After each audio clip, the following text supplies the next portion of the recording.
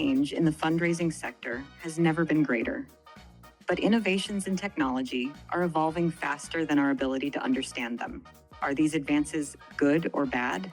Do they have unintended consequences? And what is the application to the global fundraising sector? That's what we're here to find out.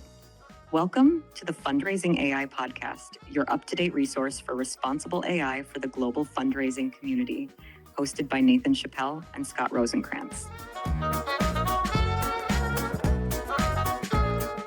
Hey everyone, it's another episode of the Fundraising AI podcast. In fact, it's a special episode of the podcast. I'm here with Scott Rosenkrantz, who started this journey with me 50 episodes ago. Scott, can you believe we made it to 50? Yeah, right around this time a year ago was when we started. It's been a fun journey so far. And I can see I dressed up for the occasion, which wearing my t-shirt, giving is good, and you're wearing a tuxedo. Dressed down with a blazer and a button up. Right. So I'm casual. Yeah.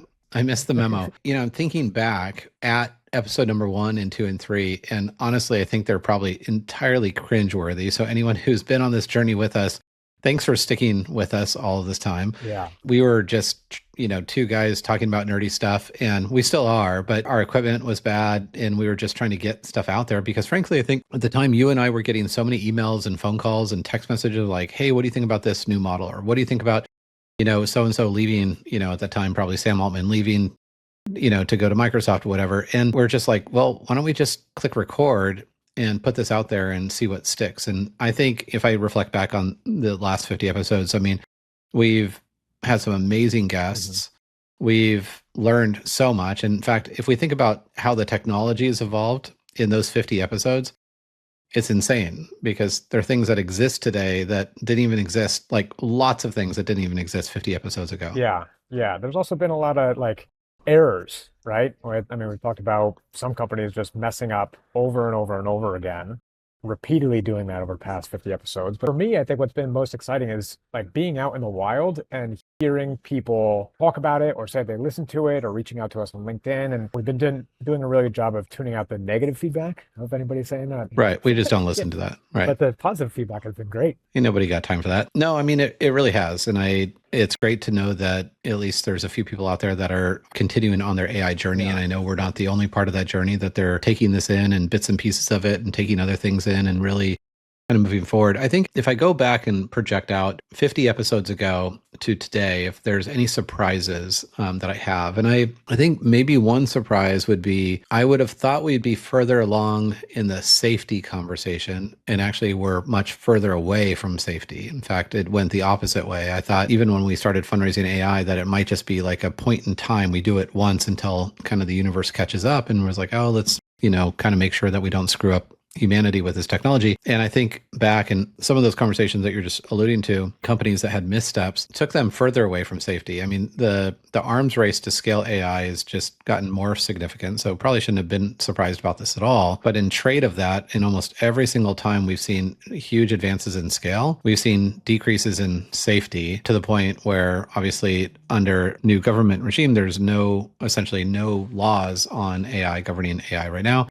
So on the federal level and on the regulatory level, there's much less out there on safety. But from a company's perspective, that just follows suit, right? And so we're just seeing so much effort put into scale and so little effort put into safety. And so I think that just makes our work more important. And I think our sector is specifically unique. And I think our superpower is that we operate in that currency of trust and that we're willing to hopefully condition ourselves that every week or every day or every second, we will ask ourselves, just because we can do something doesn't mean we should. And that looks very different for us than it does for Microsoft and Amazon and Google and Nike and AT&T, all the ones I talk about a lot, that uses technology to sell products or to get you to click in and do things. So in any case, was there any surprises for you that would have a year plus ago, you would have thought, we're going to be further along or this wouldn't have happened? I don't know about surprise. I'm right there with you in terms of the safety and responsibility part of it. And I think on top of that, a year ago, we thought that we would have been further along, right? And the technology a year ago was baby versions compared to what we have now, right? So now the new text to video, the new voice capabilities like advanced voice mode, it's all the capability for deepfake is so much worse than it was a year ago. And safety and responsibility has been lagging even further behind. So it's just concerning, right? I didn't think that we were going to be in this position. So I'm hoping that this year, where things change for the better. So what's your favorite advancement in technology in the last year as it applies to nonprofits, fundraising, whatever? I'm really digging this new deep research. I don't know if if I'm gonna say it's my favorite over the last year because it's been so many things, but top of mind right now, deep research is just amazing, right? That you can ask me one question, usually like ChatGPT would come back in 3 seconds, and now it can take anywhere between like 4 and 15 minutes, depending on the complexity, and it provide like a fully compiled report for you. Yeah. And I'll step back for people who don't know what deep research is. So ChatGPT, Gemini, and others have actually called it deep research. So it's kind of funny that deep research is kind of now embedded in most new models. It's a recent development in the last few months. All of a sudden, say in ChatGPT, if you're a paid subscriber, I think it might be available also to non-paid, but you might only get like very little use case or something out of it, is that there's a little button that says deep research. It looks like a little megaphone. And instead of just giving you its, wildest answer right away, it a lot of times will come back and say, hey, help me understand what you're trying to solve for. Like, can you answer a couple more questions about this? So I'm really clear on what you're looking for. And then once you've done that, maybe once or twice, it will say, okay, I'm going to go away for a little while and I'm going to come back and I'm going to give you the answer. And it can be as little as 2 minutes, but I've done a deep research project that took almost 40 minutes. And I mean, it was just depending on how deep the research was, how obscure the information was.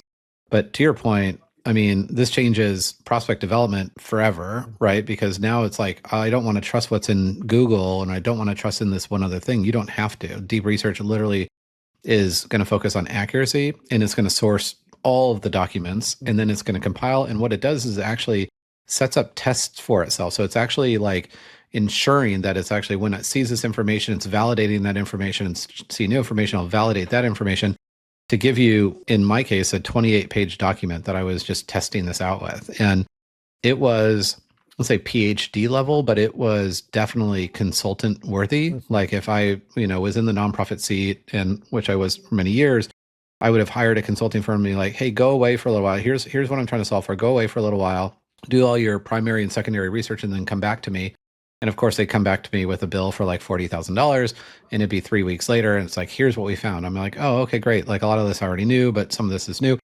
And deep research literally in 40 minutes for essentially free did the probably better footnoted version of that report where I could click into any little thing that I was like, oh, I'm interested in that sentence. Like, where did that come from? I want to look at that source. So I'd agree. I think deep research is a big, big move forward in just AI. The other part, I don't know, it's hard to even remember back a year ago, but you and I were writing a book a year ago called Nonprofit AI. And, we were starting to use generative to be like, hey, what should go in the book? And we came up with our own outline and we would test that outline with a generative outline. And it's like, oh yeah, there's a couple things that we missed. And like, oh, what would be really good analogies for this, or what structure would this look like? And to be honest, even a year ago, just a year ago, sounds like, it seems like forever ago, it wasn't really able to keep up. Like if you had even asked, generative AI then to write, I mean, heaven forbid you tried to write an article, but like, let alone a chapter, it's just not even remotely, it could do that. I would say, we finished our book. It's at the publishers now.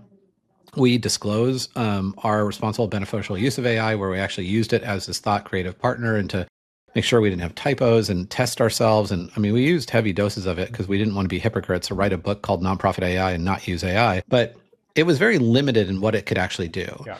When I think about today with Agentic AI and where we're going in the very, very near future, like there'll be a time, I'll bet you by this time next year, that you could come up with a really good idea. Deep research would be like, okay, tell me more about your idea.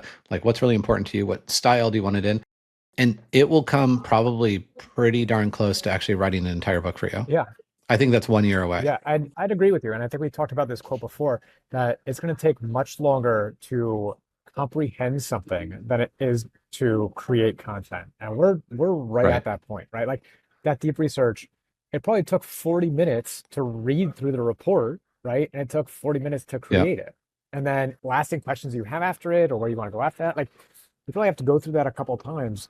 But I think we really are hitting that tipping point of so much is going to be able to come out, but what's the value in it? Is it just content for content's sake, right? And how do we make sure that we aren't attributing to that, but what we're providing is actually valuable and utilized? And this changes the rules of the game for all businesses, nonprofit, for profit, for everything that we were taught growing up, which is learn to be a subject matter expert in your thing. And then you're going to rise up the ladder, you're going to go up and you're going to, be such a good expert in that field that people hire you for that purpose, right? Because you just have that depth of experience. And I think I've shared this before, but I was often self-conscious about not being a specialist throughout my career. Like people at a certain time, and the first time someone told me that, I actually was offended because I didn't know what it meant. But they're like, "Oh, you're a Renaissance man," and I was like, "Screw off! Like, what does that even mean?"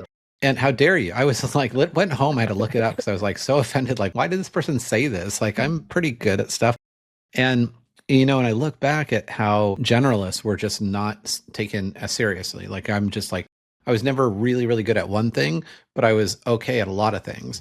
And to that point of like, when content becomes free or nearly free and we can produce it at scale, it's not your ability to produce content or do something in your domain expertise. It's about connecting dots. And Adam Grant had this really great quote that I've been using in a keynote about like the future belongs not to people who create new things, but those that connect dots. And I think to that point, the script is flipped. And for every curious generalist out there, like the world is your oyster. If you're a curious generalist, like I feel like there's nothing that's impossible at this point. And that's a super exciting place to be. To proof and point, our good friend Mallory Erickson, who is I would say, accidental then recovering fundraiser, who is a fundraiser, really didn't like it, and then decided to study why she didn't like it and studied brain science under a professor at Berkeley. And she is a generalist. I mean, she has a podcast called What the Fundraising. Everyone should check it out. She has a book called What the Fundraising and a methodology about how to stay motivated and how best practices in fundraising. She just launched a SaaS product, a full-blown technology product that took all of her general methodology about the brain science and it put it into a chatbot so that you can role play with it. And I'm allowed to say this because the press release went out last week because we've been holding this back for so long. But we have a world where a recovering fundraiser is now, in her case, actually a millionaire who's building this product that would have never been before possible. And then you have literally data scientists that are writing fiction novels. Like all bets are off. And I don't think I would have felt that way a year ago. I felt like a year ago, I've been like incremental changes and like, this is really cool. And we're getting better at doing things faster and smarter. But like, I'm at a point now where it's like all bets are off. The world belongs to the curious generalist. And that's a lot of people out there. And if they decide to point that imagination and that curiosity for good, I'd get really excited about what's possible. Yeah. And I love that because like all you have to do is ask questions, right? And think about things. And a lot of times, like prior to the age that we're in now, just asking those questions, you might not move very far ahead, right? You might just be spinning your wheels because you're constantly asking. So now like you can actually turn that into something and have someone who will always bounce those ideas off with you and be able to create something of value within that context of what you're curious about. Yeah. Well, here's the thing though, right? Because you have a young one at home. And there's a book, and I don't know, you studied psychology and for your master's. And so did you ever read the book, The Four Agreements by Miguel Ruiz? Yep. Okay. So like pretty much most people my age or your age like read this book at some point. And if you haven't, you should read it. But I remember distinctly, I reread it a few times years and years ago. And it was basically this idea that we come out of the womb insanely curious. Like, and we essentially experience a world through touch and sound and sight. And we're constantly like testing boundaries of what's curious. And then essentially what happens, obviously, is that you become molded by your parents or your friends or society in general in wherever you were born, right? And you become a product of that. And I think the thing that's so interesting about curiosity, and I actually have a new keynote that is on called The Curiosity Code, is that we spent so much of our lives trying to tell people to keep their eyes on their paper. And me as a fundraising leader, like always, like I'm like, oh, this person's like way too curious. Keep your eyes on your paper. Like stay focused on your goal. We need to hit our goal. Like don't ask questions and don't reward questions as much as answers. This is like an entirely new world. Like my mind is just like completely like flipped and opened up to this idea that when you have a democratized technology that knows something about everything, and then you point that or allow people that are inherently curious and you foster this culture of curiosity, all bets are off. Like the coolest stuff can happen if we do this for good. And you and I both know the headwinds facing our sector are strong. Like we have tremendous challenges in our sector that what worked in the past will not work in the future. We can't do things the same way and expect a different result. Therefore, like it's like irresponsible for us not to. And this whole idea of like curiosity is so easy and so free, but it's like when you pick up a paper clip or you're like, what is this for? Like, oh yeah, I could put a couple pieces of paper together, or I could use it as a money clip, or I could pick a lock or whatever. To think about things that are routine for you, that you're just like, well, this is just like this ordinary thing, and unlearn those things so that we can inherently be curious. And I think with advances in AI today, where we're at with like Claude 3.7 just came out, GPT 4.5 came out, these tools are becoming really, really strategic, really, I mean, appearing to be empathetic. They're not actually empathetic, but they can appear they are. They can be amazing creative partners, but they can't wonder. And so I think that's this inherently human thing that we can do and that we can own like forever. I don't think AI will ever wonder on its own.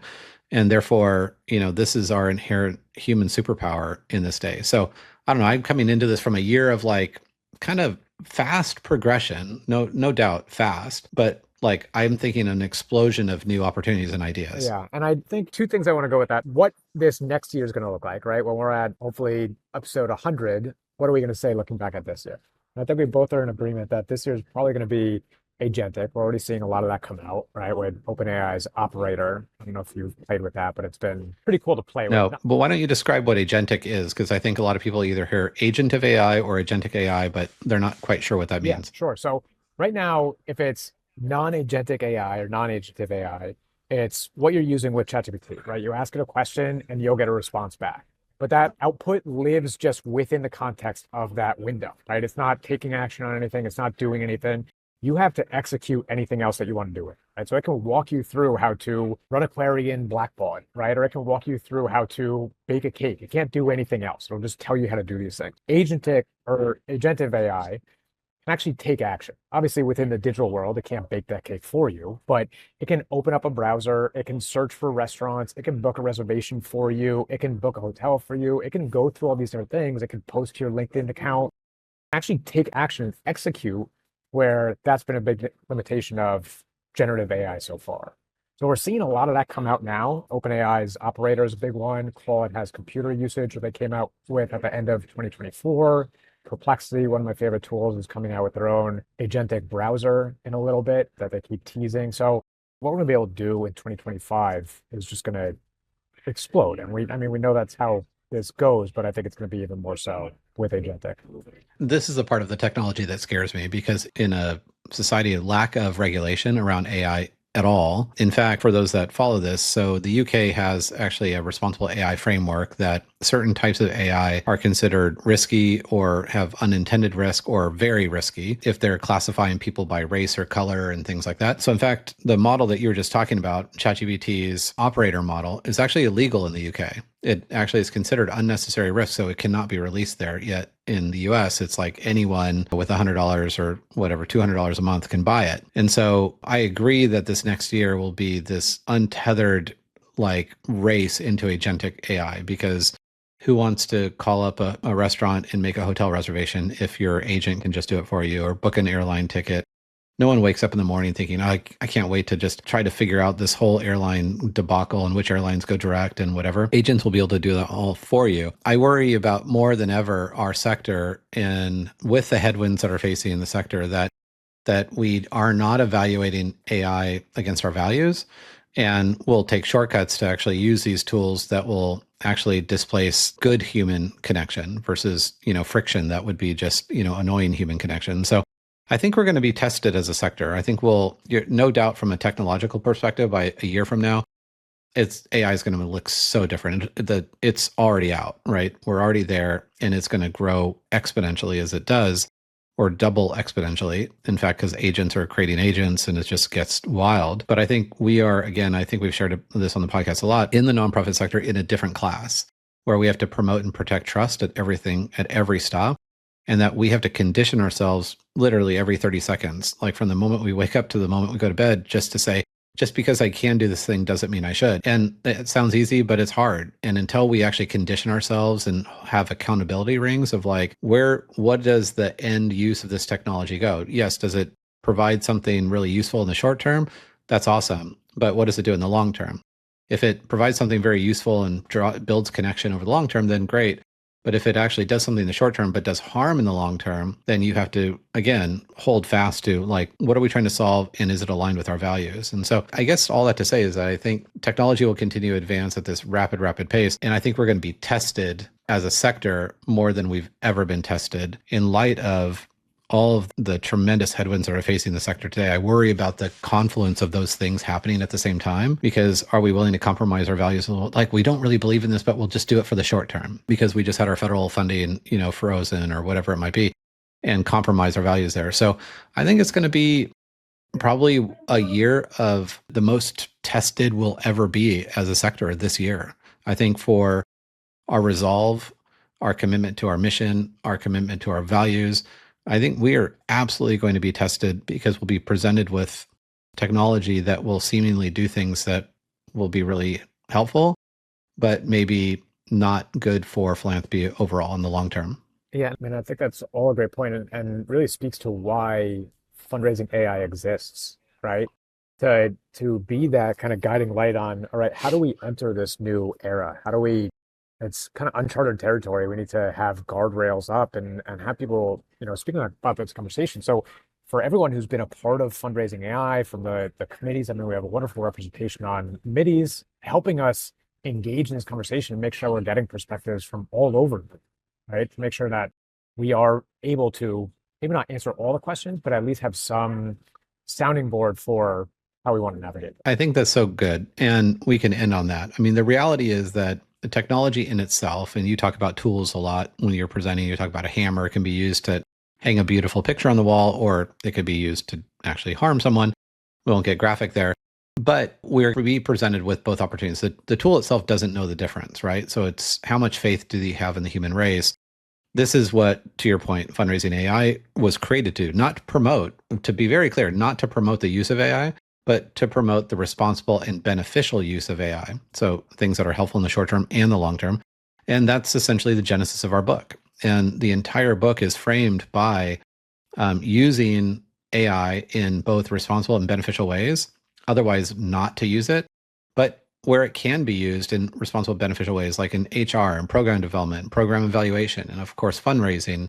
The book goes throughout the entire, kind of nonprofit ecosystem, if you will, and highlights ways that AI can be used both responsibly and beneficially, and then shares a lot of use cases. So I was super excited this week. We just launched our social media campaign. The book doesn't come out till May 6th, but we already ended up number 1 in the new release section of Amazon under the philanthropy category. And we ended up number 25, which we just found out today, in the AI category, which is very, very big and broad. Like, that was kind of surreal. The only nonprofit book in the top 100, by the way, in that category. So kudos to you. I think it's really, it's pretty awesome to be able to see that. And I think the momentum will continue. Thanks to everyone who's been supporting that so far. And also, we gave a select group of people access to the book in its digital form and just been getting such incredible endorsements. I mean, it's really been exciting to see the value that people are receiving from this. So again, thanks to everybody who's been absolutely. Yeah, no, for sure. So much. I think that we're just the vessel for all of those voices, and so many people. I mean, I think we had 30 something endorsements, from Charity Navigator to Global Citizen to Giving Tuesday and all the way down the list. And every one of those people in those organizations shaped our views on this over the last few years. So yeah, I think that is kudos well deserved. Well, Scott, congratulations on episode 50. I think, they said it couldn't be done, but we are stubborn and we persevered. And more so, we still have 1 or 2 people following us, I think, after 50 episodes now. Actually, I think our follower base is growing pretty well. And it's been super exciting and fun to do this with you. So I look forward to another 50 and continuing to help inform the nonprofit sector on how to navigate this change in ways that are going to be additive for humanity overall. Yeah, likewise. It has been a lot of fun. Here's to another 50. And thanks for everybody for joining us on this journey. Awesome. Thanks, everyone.